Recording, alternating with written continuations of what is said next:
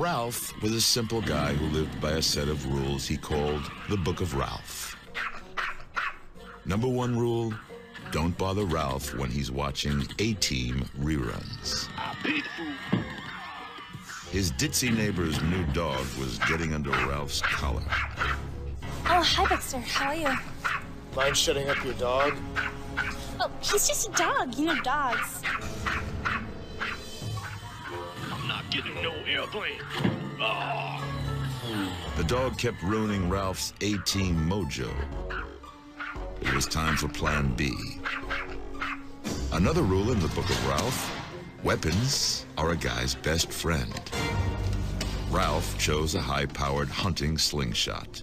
A slingshot can reach the velocity of up to 200 miles an hour, up to 100 yards. Enthusiasts have taken down as large as a deer or a boar.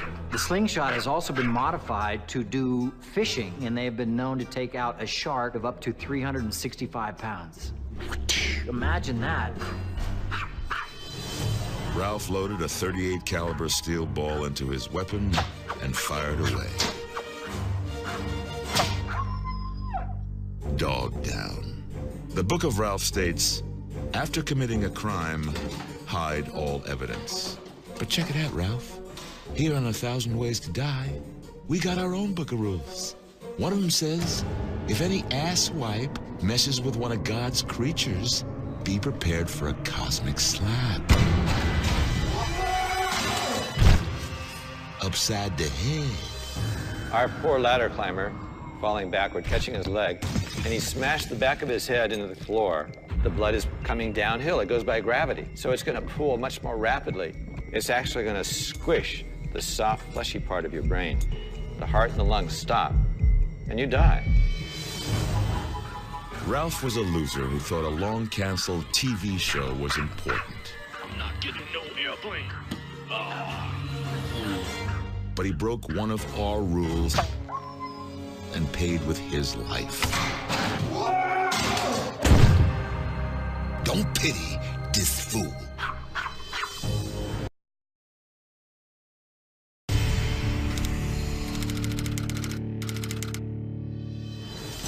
People don't always become sociopathic jerks. You wearing a bra with that?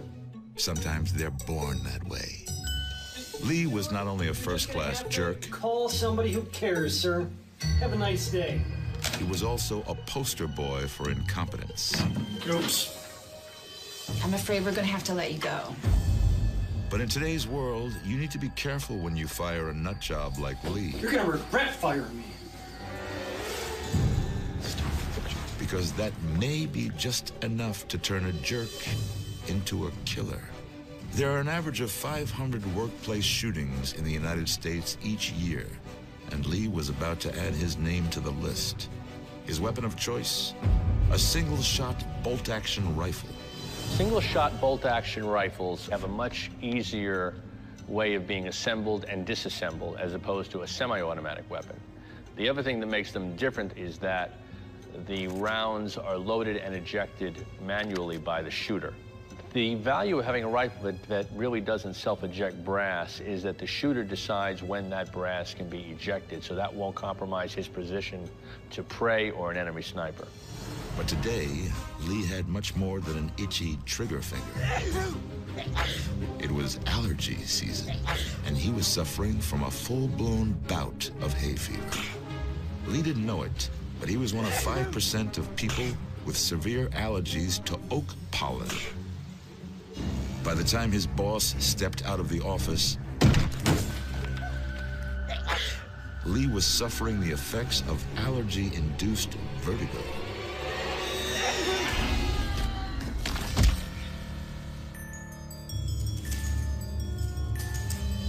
In this individual, who's in a tree with likely tens of thousands of pollen particles, it only takes minutes to develop a severe allergic reaction. He developed a sense of vertigo caused by allergic inflammation in the ear canal. He felt a sense of dizziness and subsequently fell from the tree. The fall from the tree resulted in the compression of the cervical spinal cord, causing the person's paralysis and subsequent death. Lee was an angry bird. Call somebody who cares, sir. Who didn't like what he heard. I'm afraid we're gonna have to let you go. So he climbed a tree and squeezed, then sneezed. It doesn't take much analysis. He died from instant paralysis.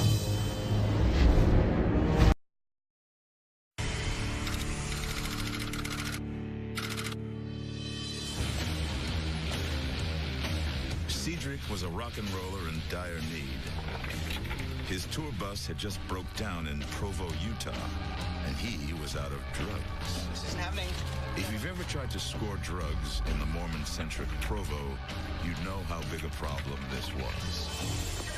I'm all out of drugs here. One of his roadies had a suggestion. Yeah? I don't know where you get high off your own ass. The roadie was referring to something called Jenkem. Jenkem is a recreational hallucinogenic drug made by fermenting raw sewage. This would include defecating into a container and sealing it and then huffing it. Hydrogen sulfide gas is produced as a result. It's then inhaled, which is what causes hallucinations. Soon enough, Cedric was rolling down his own Hershey highway. For the next few days, Cedric went on a Jenkem bender. The high from Jenkem is very similar to that of, say, Rush or glue or, paint. And what it is it kind of gives you a hallucinogenic, kind of psychedelic high. I would much rather be high than to be sober. So if I didn't have a choice, then I'd do it. Unfortunately for Cedric, his ass stash went dry. Come on, give me something. Oh, Victoria Station. Come on. And then, a vision. Ah, yes. The mother lode was standing right before him.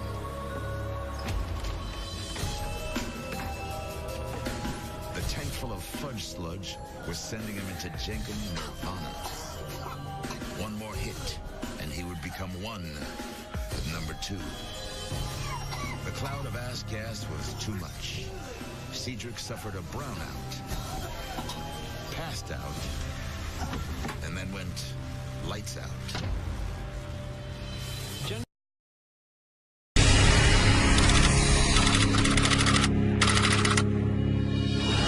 In the 1970s, Soviet Russia didn't have rock stars. They had chess grandmasters. If you wanted special treatment and all the perks of the Communist Party, you just had to beat everyone else in the world at this brainiac board game. Это изобретение – отличная шутка. Meet Nikolai. He was on top and wanted to stay there. He knew his next loss could find him in the deep freeze of Siberia. It's a really big deal to play chess in Russia. In the Soviet era, it was in fact completely state-supported, and so no one had to worry about earning a living. They just had to learn about playing chess very well. Nikolai was about to play the most important match of his life. His opponent, the Comrade 5000, a chess-playing computer.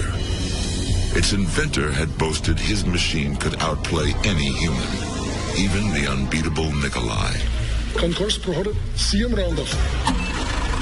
The Comrade was able to move its pieces on a powerfully charged electromagnetic board. Soon enough, Nikolai realized he was involved in the game of his life. Or for it. Each move brought the Comrade closer to penetrating Nikolai's strategy. Nikolai started to sweat profusely.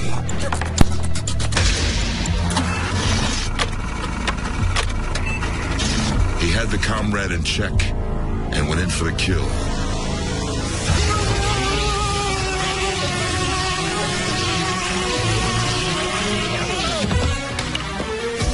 But it was Nikolai who went down.